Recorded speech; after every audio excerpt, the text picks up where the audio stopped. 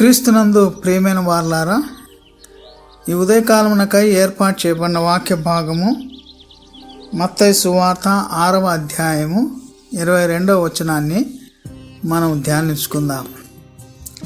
దేహమునకు దీపము కన్నే గనుక నీ కన్ను తేటగా ఉండిన ఎడల నీ దేహమంతయు వెలుగుమయమై ఉండును. క్రీస్తునందు ప్రియమైన వారలారా, ఒక సామెత ఉంటున్నది, సర్వేంద్రియానం నయనం ప్రధానం అన్నారు.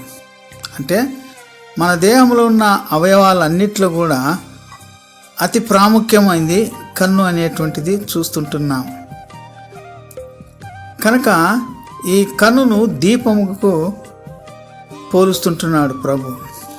ఎందుకంటే మన కన్ను దీపం వలె ఉన్నట్లయితే అది తేటగా మనకు అన్నిటినీ మనం చూడగలం.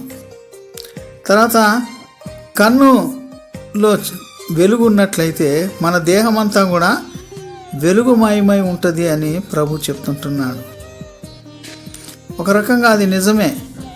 మనం కళ్ళు మూసుకొని చీకటితనంలో ఉన్నట్లయితే మనకు ఏం కనపడదు, మనం ఏం చేయలేం. కన్నులుండి మనం ఒకసారి మూసుకొని మళ్ళీ తెరిచి చూస్తే అయ్యో ఇంత చీకటిగా ఉన్నది అని అంటాం. కానీ పుట్టినప్పటి నుండి కూడా కన్నులు లేకుండా లేక చూపులు లేకుండా ఉన్నటువంటి వారి పరిస్థితి ఎంత ఘోరంగా ఉంటుందో మనం ఆలోచన చేసుకోవాలి. ఒక సందర్భంలో ఒక ట్రైనింగ్లో వాళ్ళు 15 నిమిషాలు కళ్ళు మూసుకొని కళ్ళకు గంతలు కట్టుకొని ఆ యొక్క చీకటిని ఏ విధంగా ఉందని చెప్పగలిగినప్పుడు 2 నిమిషాల కంటే 3 నిమిషాల కంటే కూడా మేము తట్టుకోలేక ఆ కట్టుకున్నవన్నీ తీసి పడేసేసినాం. కారణం ఏంటంటే చీకటి చాలా భయంకరమైనటువంటిది. అందుకే ప్రభు ఇక్కడ అంటున్నాడు 23వ వచనంలో, నీ కన్ను చెడినదైతే నీ దేహమంతయు చీకటిమయమై ఉండును, నీలోనున్న వెలుగు చీకటి అయి ఉండిన ఎడల ఆ చీకటి ఎంతో గొప్పది అని ప్రభు అంటున్నాడు. కనుక క్రీస్తునందు ప్రియమైన వారలారా, కన్ను వెలుగునకు సాదృశ్యంగా ఉంటున్నది.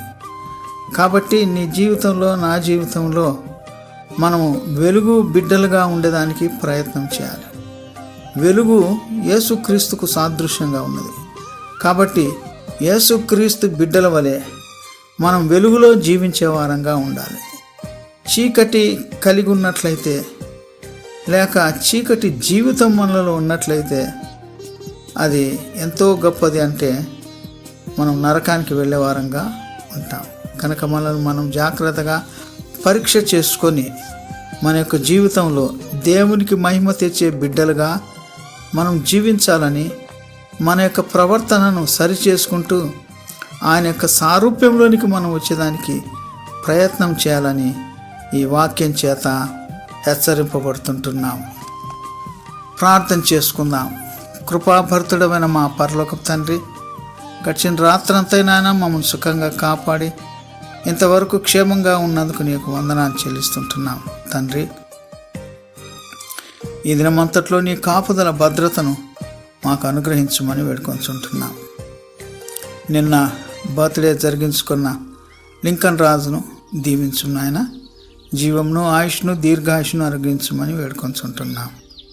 వారి కుటుంబమునకు తోడుగా ఉండు నాయన. మరి జోసెఫ్ కొరకు ప్రార్థన చేస్తున్నా. నిశ్చితమైతే సోమవారం ఆపరేషన్కు సిద్ధపడాలి తండ్రి. ఆయన ఆపరేషన్ కొరకు అన్ని విషయాల్లో సిద్ధపడి ఆ కాలులో ఉన్న నాయన చెడునంతా తీసివేసి ఫ్రాక్చర్స్ను మాన్పి ఆయన స్వస్థపడుటకు నీ యొక్క కృపను అనుగ్రహించమని వేడుకొంచుంటున్నాం. బీనమ్మకు సింధికి తోడుగా ఉండమని వేడుకొంచుంటున్నాం. సత్యవేదమ్మ గారి కొరకు ప్రార్థన చేస్తున్నాం నాయన. ఆమె కంటి చూపు ఎక్కువ అవుటకు నీ యొక్క సహాయతను అందించు. బైబిల్ను చదివేంత చూపు వచ్చుటకు ప్రతి ఆటంకంను తొలగించమని, ఒకవేళ ఆర్థికమైన ఇబ్బంది ఉన్నట్లయితే ఆ ఇబ్బందిని తొలగించి సహాయం చేయమని వేడుకొంచుంటున్నాం. ఒక్కొక్క ఇంజెక్షన్ 5,000 అనే పరిస్థితి చూస్తుంటున్నాం. దాదాపు ఇంజెక్షన్లు రాను పోను వీటన్నీ కూడా ఒక 50,000 ఖర్చు ఉంటుంది తండ్రి. నీకు ఇష్టమైతే ప్రభా ఆ సహాయం, ఆర్థిక సహాయం వారికి అందుటకు నీ యొక్క కృపను అనుగించమని వేడుకొంచుంటున్నాం. ప్రశాంతి కుమారుని కొరకు ప్రార్థన చేస్తున్నాం. ఆ బిడవాడు రాత్రులలో ఏడుస్తున్నాడు ప్రభా. ఆ ఏడుపును మాన్పి సంపూర్ణ స్వస్థతను, ఆరోగ్యం అనుగించమని నాయన సంఘం అంతటిని దీవించు తండ్రి. రేపు ఆదివారం నాయన మరి కోతకాల పండుగ జరగనంటుండగా దానికి ఏర్పాట్లన్నీ జరుగుటకు నీ కృపను అనుగించు. కరోనా పరిస్థితుల్లో స్టాల్స్ లేకున్నా కూడా నాయన నీకు కృతజ్ఞత చెల్లించే వారంగా, నిన్ను ఆరాధించే వారంగా మమ్మల్ని సిద్ధపరచమని వేడుకొంచుంటున్నాం. వాక్యం విత్తనైనటువంటి నీ దాసుడు రెవరెండ్ టి. జాన్ విక్టర్ గారిని నీ పరలోకపు మన్నాతో నింపుమని, ఆ ఆరాధన అంతటికి మీరే నాయకులుగా అండి మమ్మల్ని అందరినీ నడిపించమని యేసు నామమున వేడుకొంచుంటున్నాం తండ్రి. ఆమేన్.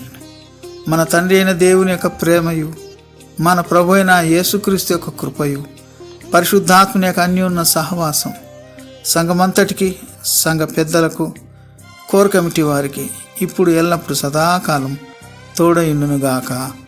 ఆమేన్.